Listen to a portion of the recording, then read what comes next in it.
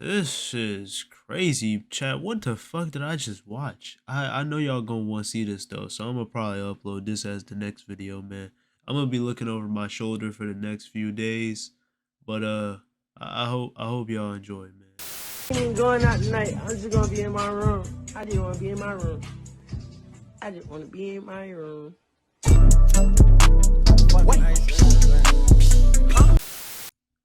All right, I have no idea what this is. I thought it was gonna be one of those horror YouTube videos, but I think it's a recap. So we just gonna watch this, but I'm probably not gonna talk as much so that it's not like overlapping and commentary and shit.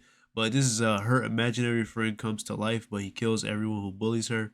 Did the thumbnail look crazy and the title was already insane? So we're just gonna get straight into the video, man. At issues.team underscore on Instagram, issuesversustheworld.com. Go get y'all some fire pieces, you feel me? And let's get straight into the video, cause what the fuck is this about?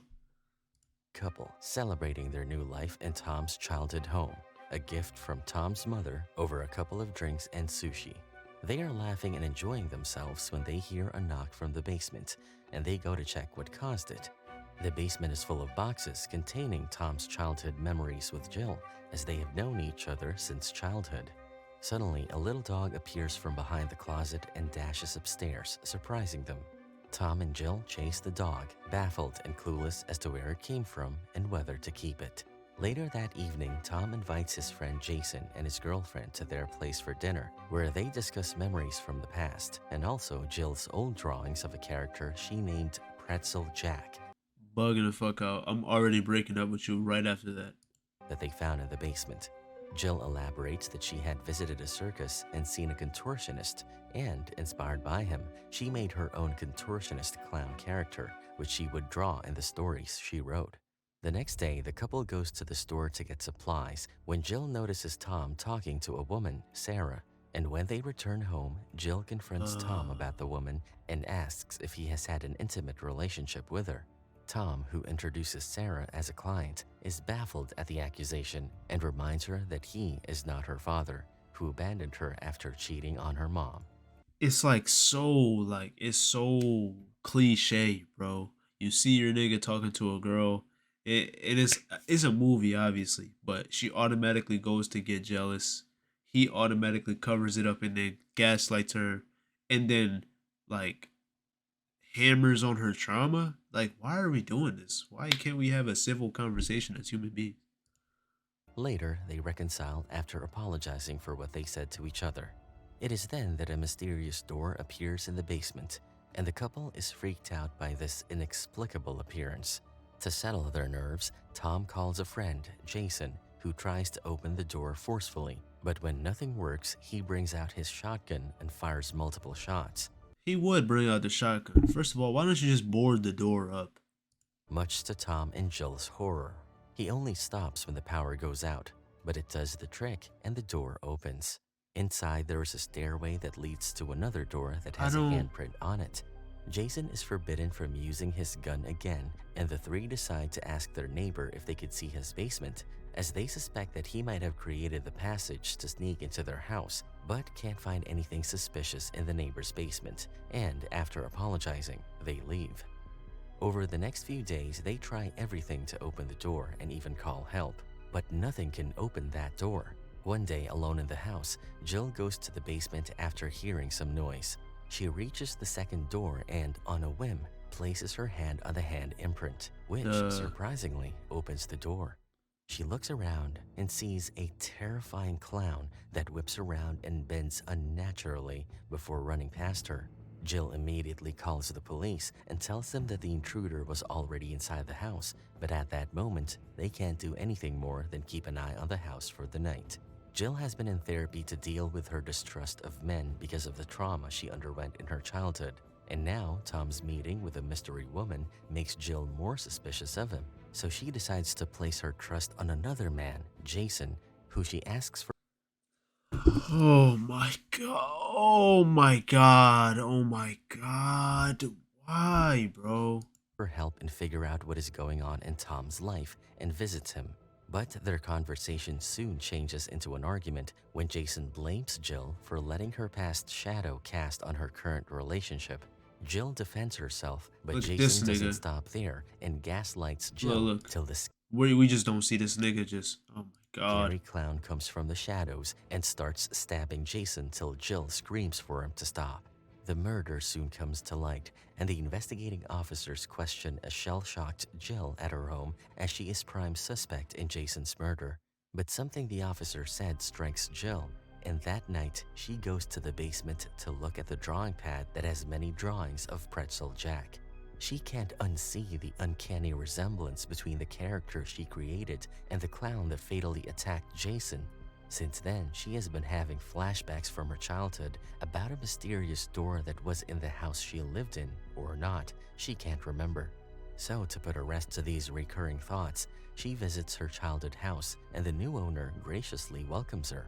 While inside the house, Jill manages to sneak into her room, but she can't find the door she saw in her flashbacks. So to cross-check if she missed it somehow, she sneaks inside the house once the owner has gone out to walk her cat.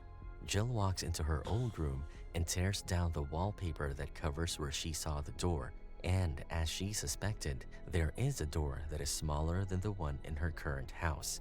She opens the door to find something peculiar inside that resembles a human figure but is too distorted to make out clearly.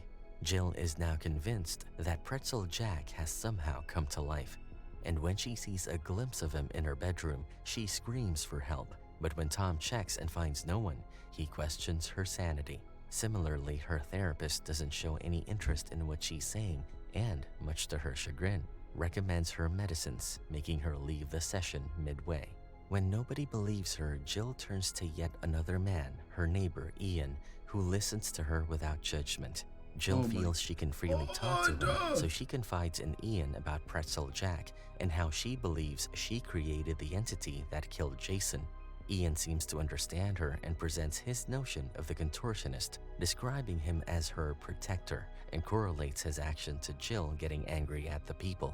He also confides in Jill and tells her that when he was a kid, he also drew himself a friend, a very tall character aptly named the Tall Boy. On the other hand, Tom has secrets of his own, as he secretively gives Sarah's baby a toy at the park. And there's this mysterious woman with whom he occasionally meets and talks about Sarah and how much the baby looks like him, indicating that he might have fathered a child with her. I mean, that's not really crazy. I'm more upset about where the story's going. These meetings are strange and unconventional therapy sessions take place in which the woman provides Tom with a sensory deprivation pool to take his Holy mind off the shit. recent events and all other things happening in his life.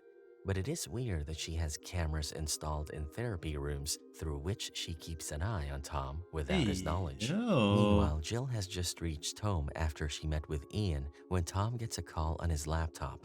Jill decides to take it since he's not home and is shocked to hear a child crying from the background and Sarah warning Tom not to come anywhere near her family again or she will call the cops on him. A furious Jill cannot believe her suspicions are coming true, all this while when she was made to feel she is in the wrong. Back at the anonymous woman's maze-like house, Pretzel Jack appears after Jill fails to control her anger and badly injures the woman, who tries to shoot him but to no avail. He then makes his way to Tom, attacking him with a knife and trying to drown him. Tom fights back but gets stabbed in his chest while tackling the contortionist. The badly injured woman has some strength left and she fires at Pretzel Jack, allowing Tom to run. But the shot doesn't do much damage and Pretzel Jack twists his body to appear like a spider, puts himself back on his feet, and follows Tom. In the meantime, Tom gets himself in the woman's car, but he doesn't know how to drive a stick. Because of this, he Goofy ass nigga, bro. Now, I can't drive a stick either, but still. accidentally puts the car in reverse and gets rammed by a van once he reaches the main road. Pretzel Jack sees the accident and decides to leave for now. Jill soon receives a call from the hospital about Tom and gets ready to leave when she hears some noise from downstairs and finds the front door open. She gets scared when all of a sudden, Ian walks in with a dog, explaining the dog had run out. She is relieved and asks him to stay with her till she heads to the hospital, and Ian offers to drive her. At the hospital, Tom is not happy to see Ian with Jill, and sensing the awkwardness, Jill asks Ian to leave. The couple is then visited by the police, who show them the footage they recovered of the clown attacking Tom in the pool. They have also identified the mysterious woman, who turns out to be a doula, and they are curious to know how Tom knew her since she never advertised her therapy sessions anywhere. When the police question him about Sarah, Tom doesn't disclose much. However, Tom is reminded of Jill's drawings of the clown contortionist and believes that a psychopath must have seen the drawings and made a mask to look like the character. He soon gets discharged from the hospital, and when they reach home, Tom asks Jill if she knows this person who was trying to harm them. Jill calmly states that he's me and takes Tom to the door to show him the carcass of Pretzel Jack she picked up when she last visited her old house. It resembles a hollow scalded mannequin, and after Jill moved out from her old house, Pretzel Jack too ceased to exist. She further explains that he has come back to protect her from getting hurt. It is difficult for Tom to wrap his head around Jill's story and questions her why Pretzel Jack tried to hurt him. Jill tells him she heard the baby when she answered Sarah's call and asks him to tell the truth. Tom finally confesses that he was involved with an already married Sarah, but he ended it after he got together with Jill. Though he came to know later that Sarah was pregnant and was sure the kid was his, but Sarah didn't want her husband to know, so she threatened Tom to stay away. Jill is beyond furious at such a betrayal, and her mood alerts Pretzel Jack, who was sleeping under somebody's patio, and he soon puts his limbs in place before stomping to Jill's house. By the time he reaches the house, he sees Jill and Tom leave in their car. The couple has decided to visit Jill's psychiatrist for a couple session to save their marriage, but it backfires because both men dismiss Jill and her story about her imaginary friend, enraging Jill. She tells them that Pretzel Jack is coming as the light flickers, but the doctor is confident nothing will happen that nigga's until dead. Pretzel Jack crawls inside through the window and kills the doctor in front of Jill and Tom. The couple dash out of the building and hop into Ian's truck, who is surprisingly waiting for them at the entrance. Pretzel Jack chases them for quite some time before they lose him, and Tom looks at Jill in utter disbelief. They all go to Ian's home, and she asks for a method to destroy him. Who to the which fuck is paints Ian? A gruesome picture of destroying every part Should be of having Pretzel love Jack to behind, get bro. rid of him, but also shares a different approach, which is to live with it and control it. Now that they know Pretzel Jack is real and Jill's creation, Ian suggests they lure him out to trap him and then learn to control him. But for that, she will have to go through emotional turmoil. They sit in the empty room behind the dream door, and as Jill's feelings and emotions get skinned, Pretzel Jack's pace increases as he makes his way to their house. Tom walks outside the room, but stops when he sees Pretzel Jack at the edge of the stairs. Just then, Jill's phone rings, and she picks it up to find it is her dad. Pretzel Jack suddenly charges towards Tom, but runs past him into the room where he sees Jill, who is now calm, and performs some moves to impress her.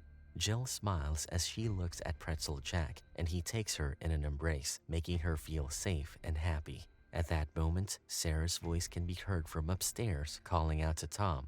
Tom quickly makes his way up and opens the door for her. Jill and Ian also head upstairs, but when Jill sees Sarah outside with Tom arguing, she loses her cool, enticing Pretzel Jack to go after Tom and Sarah. Sarah gets stabbed in her leg before Tom flees with her, and Jill and Ian tail them.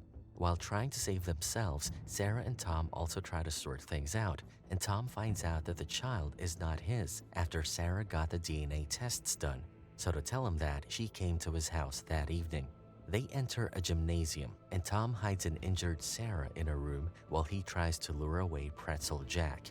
Soon, a chase ensues, and they end up in a swimming pool area where Pretzel Jack tries to drown Tom yet again. Ian and Jill also reach there, and Jill panics, seeing her husband in danger because of her imaginary friend. However, Ian tries to calm her down and asks her to concentrate on him so he can guide her to control Pretzel Jack. Once she gets control of Pretzel Jack, she frees Tom first, and then Ian helps her crush her creation using her mind. And that ends up with Pretzel Jack exploding into white dust underwater. Simultaneously, Jill and Ian fall to the floor, and Jill's ear bleeds. They take Sarah to the hospital, where the situation gets awkward as no one talks to the other. So Sarah asks to have a moment alone with Jill and tells her that Tom doesn't have an illegitimate child with her, putting an end to Jill's suspicions. Yet she doesn't feel at ease because Tom lied. Outside the room, Tom and Ian stand waiting, but Tom doesn't trust Ian and wanders off to avoid being in his company, but ends up meeting the detectives. Meanwhile, Jill asks Ian to give her a ride, but tells him she doesn't want to go home and wishes to learn to control her mind. Ian takes her to his family's summer home, and a feeling of deja vu suddenly engulfs Jill as she enters the house. Ian prepares the bed for her, and once she's asleep, he goes through her phone, where her dad has left dozens of messages and calls asking her to meet him. After being grilled by the detectives at the hospital, Tom returns home, tired. He calls for Jill, but when no one answers, he reaches out for his phone and finds a message from Jill's dad, Bill, who sounds panicked and asks Tom to tell Jill to meet him as soon as possible, as he has something very important to share about his family. The scene then shifts to a motel where Bill is drinking. When he hears a knock at his door, he Is that rushes her to dad? find it is Ian, who addresses him as Dad, indicating Jill is his half-sister. Ian despises his dad and conjures Tallboy, who gouges Bill's eyes, killing him instantly. Moments later, Tom reaches the address Bill had mentioned in his voicemail and sees Ian leaving the same motel. Tom goes into the motel looking for Bill, but the room Bill had mentioned is empty, as if he was never there. The next day, Ian starts training Jill and reveals he created her dog, which astonishes her. After finding her phone smashed, she Boy, can't what shake the an hell? inexplicable feeling and steps out of the house for some fresh air. Unbeknownst to her, Tallboy is keeping a vigil on her. Once back inside, she hears rustling from within a closet. She opens it to find a stuffed dog toy that looks exactly like she had when she was a little girl. Fear grips her immediately as she realizes something is very wrong, but she composes herself before Ian and says she needs to go home. Back at the house, Tom spots his dog's twin that takes him into Ian's home, and after finding no one's home, Tom snoops in to find Jill's pictures and proof that reveals Ian is Jill's half-brother. Ian and Jill return home and find Tom inside the house with all the pictures, and he confronts Ian about it. Jill suddenly remembers why the house looked familiar, because it was the same house where her dad had taken her and her mother a few times, and she had left her stuffed dog there. She puts the pieces together and is furious that he lied to her, but Ian wants her to understand he did everything for her and takes them to show Bill's corpse in his garage, but it is half chewed by hungry dogs that are Ian's creation. Horrified by what she has just witnessed, Jill steps back and yells at Ian to stay away from her and calls the cops.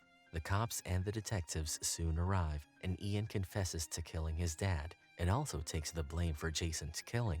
He further states that he needed the condo he lives in to be near Jill, so he put the house owners to rest. He is arrested and taken away by two detectives, and as he is being transported, they get That stuck tall boy behind a gonna school free bus him. and wait for it to move. Just as they are waiting, Tallboy comes from behind, Yeah. holding drilling machines, and brutally kills the detectives. Jill and Tom reconcile after the time apart and realize how much they love each other. Tom steps out of the house to see Ian standing on his porch, covered in blood. Tom calls a cop who is at the neighboring crime scene, but to his horror, Ian makes Tallboy slay the cop. Tom tries to run inside, but Ian has already conjured a door behind Tom, through which a red-hooded entity stares back at Tom.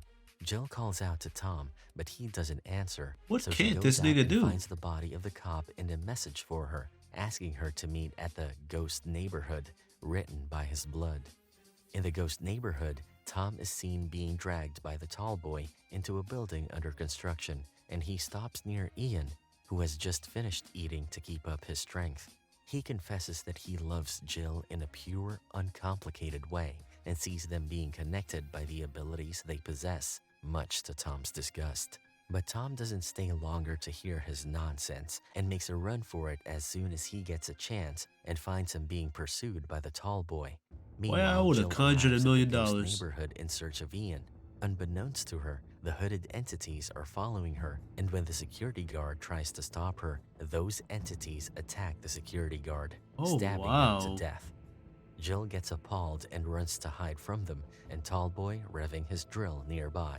She soon finds Tom, but after he forces himself onto her, she realizes it is not Tom, but Ian's creation with a psyche so he can feel Jill. Upon realizing Ew. this, she flees, and Tom's doppelganger chases her till she impales him with a piece of fence. Just as the fake Tom breathes his last, the real Tom comes, Boy got and to prove that nut he's blood. real, he cuts himself with a nail, showing Jill his crimson blood. Jill finally breathes a sigh of relief and hugs Tom. It is the following day, and they step out in the open and soon get chased by Tallboy.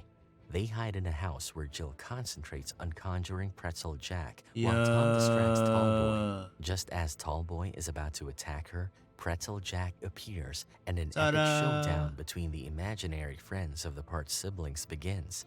In no time, Pretzel Jack snatches Tallboy's drill and cuts his head in half, eliminating him. To put an end to their ordeal, Jill suggests they finish Ian. Ian knows what's coming next, so he runs and uses the last bits of his energy to revive Tallboy. He continues running, and the trio tails him into another abandoned home. Jill finds Ian in a room with dozens of different colored rooms. Ian is not ready to give up on Jill and starts tackling her, which is witnessed by Pretzel Jack. But before he can rescue Jill, he is attacked by the now revived Tallboy, who splits Pretzel Jack's body in half. Soon after, Tom reaches there, and the couple stabs Ian in his heart. Tallboy runs towards them to stop them from hurting his creator, but he accidentally pierces Ian's body with his drill as Jill and Tom jump out of the way. Ian suffers a lot before he dies, making Tallboy and all the doors vanish. Sometime later, we see Jill and Tom are parents to a beautiful baby who has inherited Jill's ability and can conjure entities who can become killers anytime.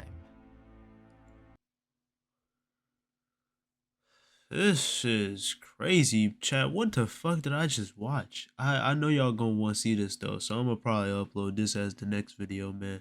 I'm gonna be looking over my shoulder for the next few days, but I hope y'all enjoy, man. @issues.tm underscore on Instagram, issues.com. God, bro, I just can't shake this uneasy feeling after watching that bullshit. But I'm gonna catch you on the next one, man. Be easy.